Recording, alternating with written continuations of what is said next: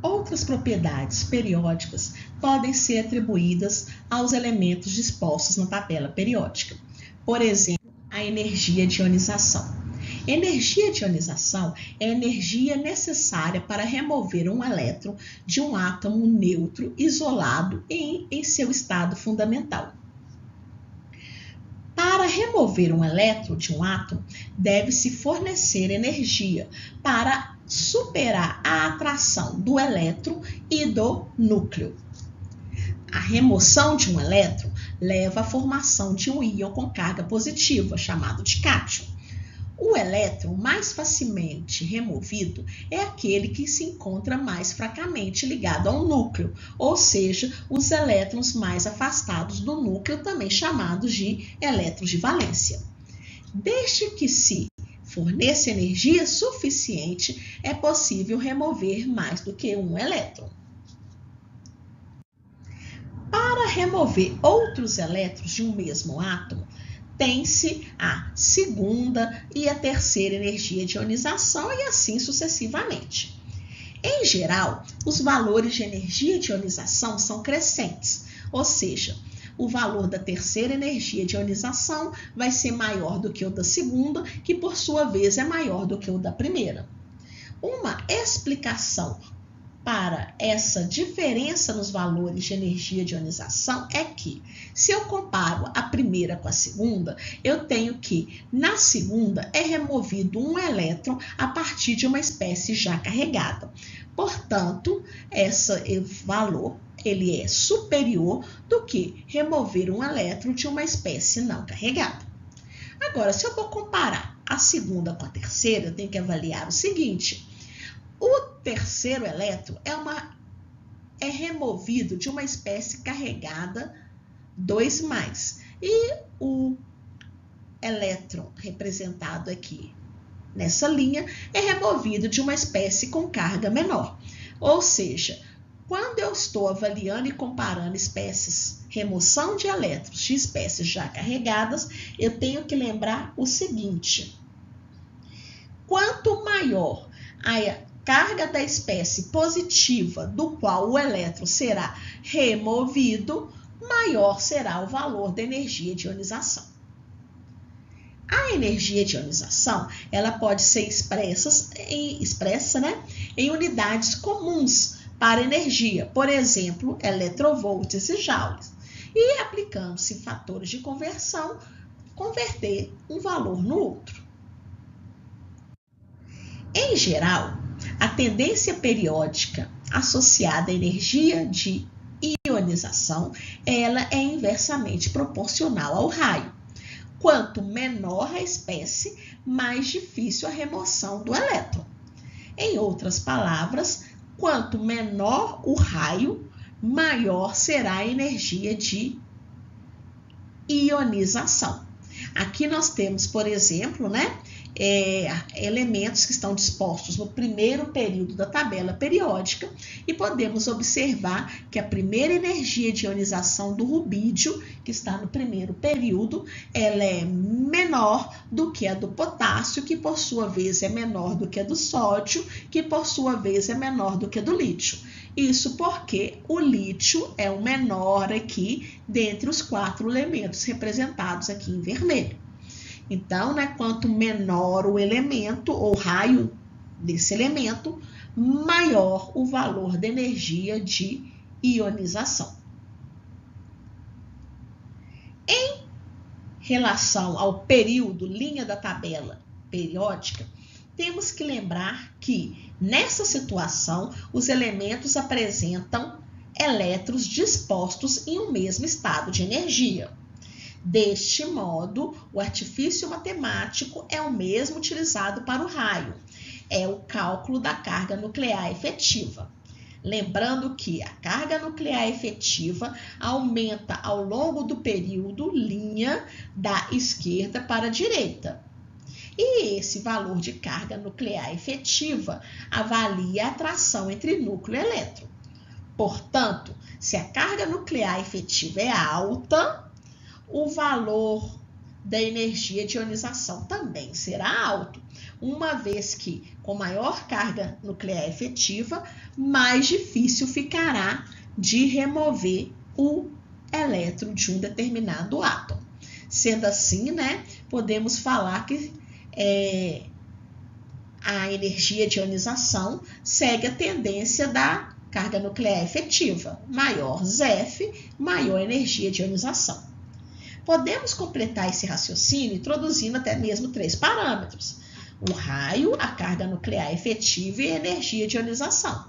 Assim, quanto maior a carga nuclear efetiva, menor será o raio, como já vimos, né, anteriormente, e menor raio, maior energia de ionização, ou seja, mais difícil fica de remover esse elétron. Uma outra questão bastante interessante acerca desses valores de energia de ionização pode ser melhor verificado nessa tabela aqui apresentada. Observamos aqui, né, que os valores de energia de ionização, eles são crescentes, conforme eu já expliquei anteriormente. Entretanto, verificamos que em algumas situações este aumento ele é bastante representativo. Por exemplo, aqui, se a gente avaliar, né, o elemento magnésio, temos a primeira energia de ionização em torno de 738 kJ por mol, uma segunda em torno de 1450, ou seja, está aumentando proporcionalmente. Entretanto, quando a gente vai para a terceira, verificamos um aumento bastante representativo e não é mais constante. O mesmo para o alumínio, silício e assim por diante. Por que ocorre, então, esse aumento aqui bastante representativo? Se você observar a distribuição eletrônica para o magnésio, veremos que ele apresenta 2 elétrons no seu terceiro estado de energia, que é o último. Então, para eu remover o último elétron, é necessário 738 kJ por mol, e para remover o penúltimo, 1450. Entretanto, se eu for remover um terceiro elétron do magnésio, esse elétron não estará mais no terceiro estado de energia, e sim no segundo. O mesmo pode ser observado para o elemento fósforo. O elemento fósforo apresenta distribuição eletrônica aqui e 5 elétrons no seu último estado de energia. Sendo assim, verificamos que as 5 energias de ionização, elas aumentam numa certa proporção, mas a sexta energia de ionização, ela é extremamente superior.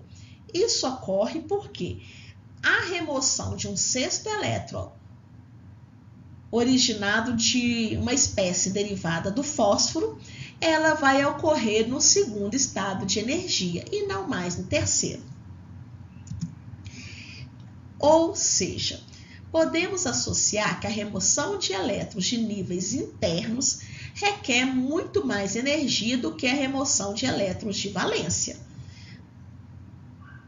Para que um elétron mais interno seja removido, a energia a ser aplicada, ela deve ser extremamente superior do que as outras demais.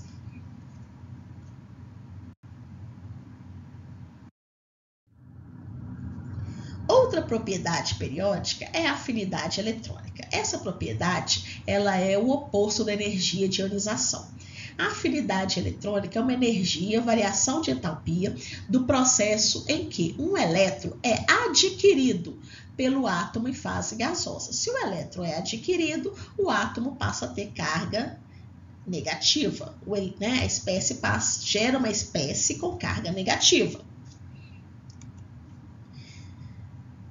Bom, a afinidade eletrônica, ela pode ser positiva, processo endotérmico, ou negativa, processo exotérmico. Lembrando-se que a maior parte das vezes verifica-se afinidade eletrônica associada a um processo exotérmico. Quanto maior for a afinidade de um átomo por elétrons, mais negativo será o valor da afinidade eletrônica.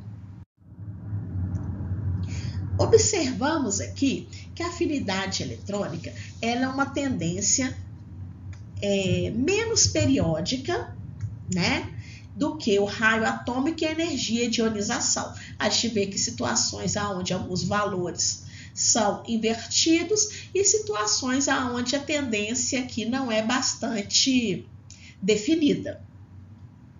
Algumas considerações acerca da afinidade eletrônica também devem ser ressaltadas. A primeira é que os gases nobres, né, eles não possuem nenhuma afinidade por elétrons. Por quê? Um elétron a ser adicionado deverá ocupar um nível quântico de energia mais elevado. E eles estão, né, com o seu nível externo completamente preenchido. Outro caso também, né, que é similar, é o do berilo, que tem baixa afinidade por elétrons, uma vez que a sua configuração eletrônica é 1s2, 2s2, ou seja, ele deve, né, adicionar um elétron, caso ele receba esse elétron, no subnível 2p, cuja energia é maior, e não é uma situação favorável. O nitrogênio também apresenta uma baixa afinidade por elétrons. No caso do nitrogênio, né, ele termina com a configuração eletrônica 2s2, 2p3.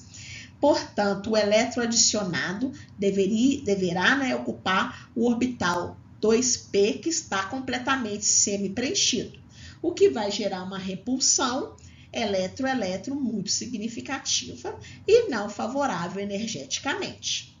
Além disso, né, temos ainda a regra de Hutch, que fala que orbitais completamente preenchidos ou completamente semi-preenchidos, como é o caso aqui do nitrogênio, confere ao átomo uma energia adicional extra. Verificamos também aqui, ao longo da coluna, que a afinidade eletrônica do flúor ela é menor do que a do cloro. Isso ocorre também devido a questões repulsivas elétron-elétron, uma vez que o átomo de flúor, ele é um átomo muito pequeno e a aquisição de um elétron irá gerar uma maior repulsão do que os outros átomos. De qualquer modo, como já dito, né, é uma propriedade periódica, porém, essa propriedade não tem uma periodicidade bem definida. Uma outra propriedade também que verificamos, né, é a eletronegatividade. Para esse conceito, né, temos algumas definições, mas de um modo geral, podemos falar que a eletronegatividade de um átomo é definida como a medida da habilidade deste átomo em uma molécula de atrair o elétron para si. E aí temos duas definições aqui representadas, uma delas baseada na entalpia, das ligações químicas em compostos, que é a mais usada, mas temos uma outra definição que é baseada na energia de ionização e na afinidade eletrônica. Ela não é totalmente precisa, mas é uma boa aproximação. Verificamos aqui, né, se a gente observar esse gráfico, que